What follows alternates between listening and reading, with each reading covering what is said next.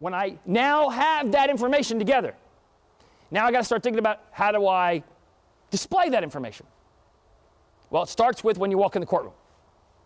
Courtroom decor, courtroom procedure, the way you behave in a courtroom starts from, it actually really starts when you get out of the car, okay?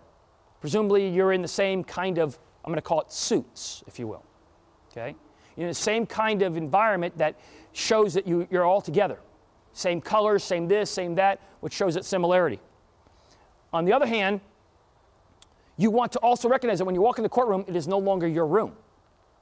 When I mean that, what I mean by that is that it's subject to what the court says, what the judge says. You still want to feel confident that you're in the room, but you have to defer to a higher authority. So whatever that judge does, they are the king. So I get up every time I speak to a judge. I have judges sometimes in case say, you don't have to get up. They'll say, just don't get up. I still get up. If I'm objecting, if he says, you know what, it's okay. Be comfortable. Thank you, I'm comfortable. Objection!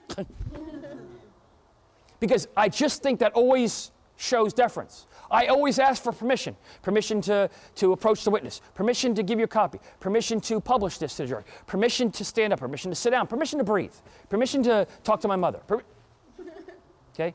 Everything you do, if you're going to move any aspect of your body in any way or orate anything, you got to ask for permission, unless it's already been given.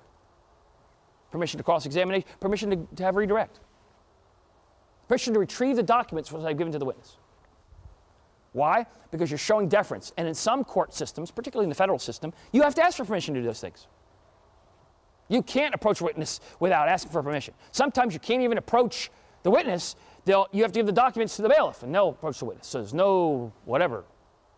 See? The concept is that you want to display that. You score points in procedural stuff.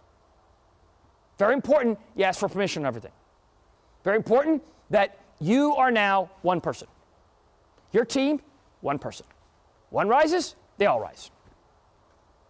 Some of your team last year learned that they sit really close to each other and they either have their knees or something touching, so when one gets up, the other that forgot gets up with them. Would you please introduce yourself?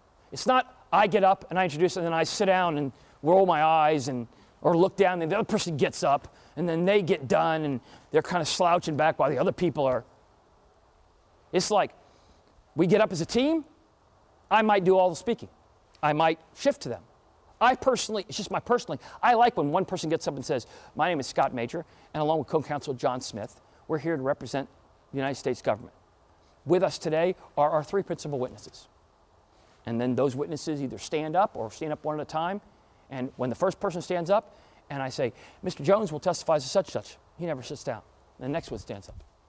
Ms. Smith will testify as such and such. Mr. Jones will testify as such and such. Okay? Now I have 5 people, maybe I defend all standing. I look at the judge. Okay? I count to 5. If the judge hasn't said, thank you, I'm going to go to the other side, which they always will do, but in the 1 in a billion chance, then I sit down as a unit. You ever see in like the shows, like you ever watch a concert or whatever, they all shake hands and they all go like bow at once? The reason why they're doing that is they want everybody to get credit. Everybody, not one person's bowing, so you want to do the same thing. So you function as a unit.